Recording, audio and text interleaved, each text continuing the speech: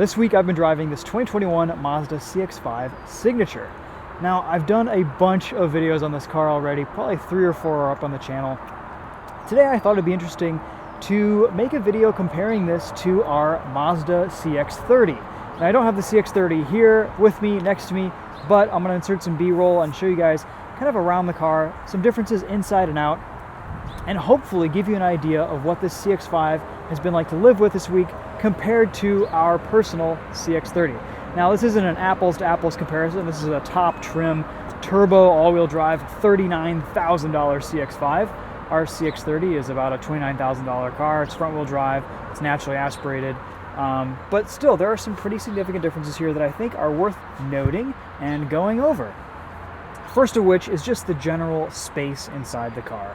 This has a much larger trunk opening. The CX-30 is quite a bit narrower and has a slightly taller and smaller cargo space back here. They both have a spare tire, which is great. Both vehicles, I think, have enough room for their intended purpose. The CX-5, though, this is probably all the crossover you would need, unless if you were upgrading to something with 3 rows or, you just needed a little bit more space for stuff. I've always really liked the packaging of this CX-5. It's not too big on the road, but it makes good use of its interior space. Now in the back seat, we've got quite a bit more space in the CX-5 than you do with the CX-30. The seats are a little bit higher up, they're a little bit taller. You almost feel like you have stadium seating in the back seat here. Seated to my driving position at 5'10". I have a bunch of legroom to kind of stretch out underneath the driver's seat. Everything back here is really comfortable. Materials look really nice. Now the interior design is one area where I think the CX-30 really wins out over the CX-5. The CX-5 is looking a little bit dated with this interior. The new CX-30 is a lot sleeker, better looking, has smoother lines in my opinion, and the CX-5 is definitely due for an update. I have a good amount of headroom back here in the CX-5, whereas the CX-30 tends to kind of have a sloping roof past the C-pillar, and you're just a little bit more cramped. In the CX-5, I'm very comfortable. I still think the CX-5 is a pretty good looking crossover, but the CX-30 is just that much more sleeker and sexier and sharp looking. It's updated. It's more updated to the design language that Mazda has been adopting lately, which I think is a really good direction.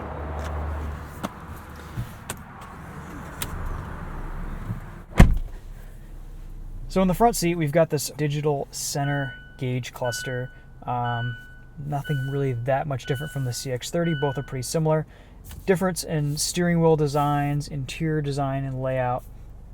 But there are some things that I really like about the CX-5 that aren't as annoying as they are in the CX-30. You may have heard the startup chime.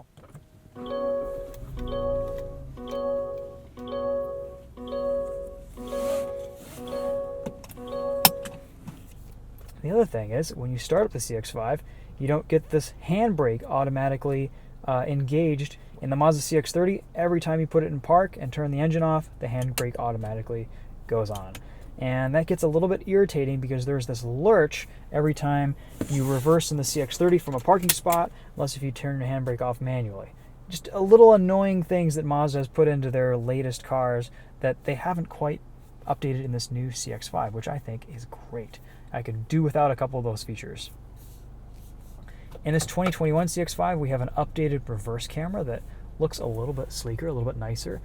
Higher resolution, it's sharper. Still not class leading, but I think it's decent and passable for the class.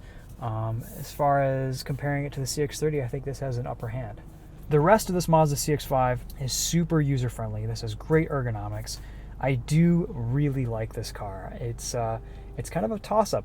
This is going to be a more pragmatic choice between the two, whereas the CX-30 is going to be maybe the more youthful, fun to drive, and slightly less practical option. Still, you can't go wrong with both, but if you have a family or thinking of starting a family and you just need a little bit more space, the CX-5 is probably the way to go. I think we can get by with the CX-30 for a couple years, but eventually we may have to upgrade to something a little bit larger. All right, let's take the CX-5 for a drive and talk about driving dynamics. So very recently we did have a CX-30 Turbo, and if you want to see that whole video, that whole review, we posted it a couple months ago, and I can put a link to that in the description. That's a more apples to apples comparison between the two. The driving dynamics of the CX-5 are a little bit more grown up, a little bit more comfortable, slightly more refined than the CX-30. Steering feel, suspension stiffness, dynamically the CX-30 has the CX-5 beat. It's a little bit better in every regard to drive, but the CX-5 is slightly more mature and grown-up feeling. The ride is softer. It's not as quick to accelerate, even though with 227 horsepower, this turbo all-wheel drive model is pretty fast. The CX-30 definitely has a lifted hatchback feel, whereas this CX-5 just feels like a nicely tuned and nicely set up crossover. I think both vehicles really do punch above their weight in their class. Both feel much more premium. In the CX-5, we have a heated steering wheel, heated and cooled seats. I think you can get all those things in the CX-30 Turbo. I really like the tuning with the CX-5. The engine and the transmission are just beautifully calibrated. The only weird thing is it won't quite rev up to redline. So we'll put it in first gear here. It'll shift a little bit early at 5,500 RPM, 6,000 RPM, and you can feel the power fall off when you approach 5,500 RPM. So ultimately, from a performance standpoint, there's no reason in really revving it any higher, but it is kind of strange not to have that red line when you floor it, and it feels like you're always short shifting gears. That's pretty typical across all of Mazda's lineup, nothing too different there.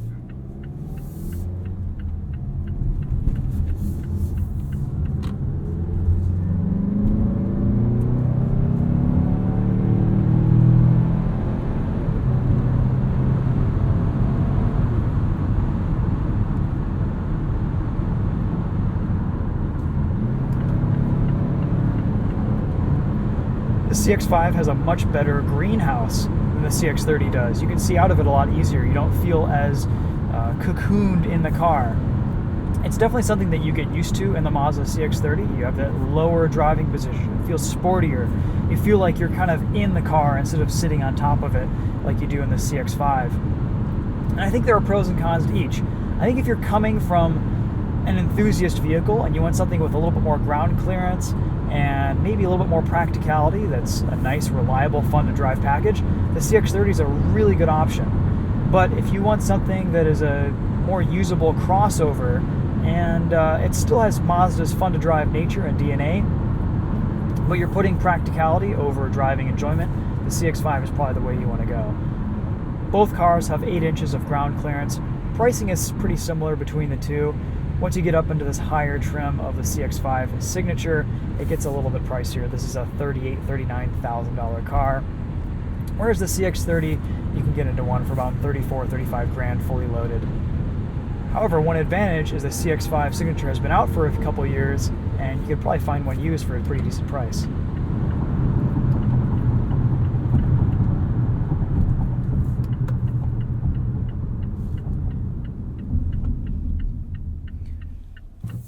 You're going to see some minimal differences in fuel economy. When you're comparing turbo to turbo, the CX-5 gets around 24 miles to the gallon combined.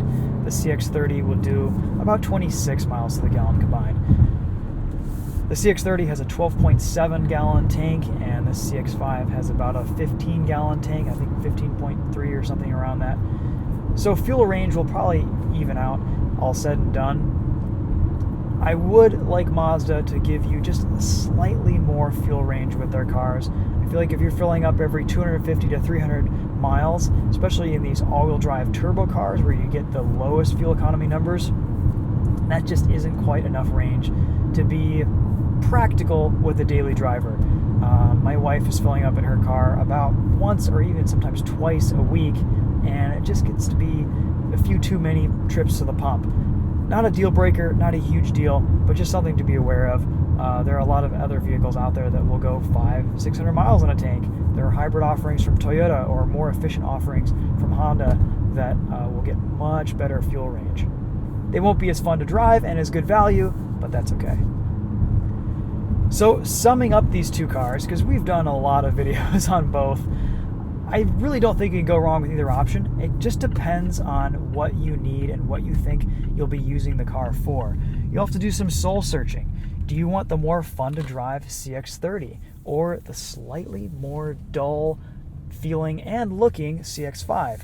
I've got to say, after living with the CX-5 for the week, this is a really nice package.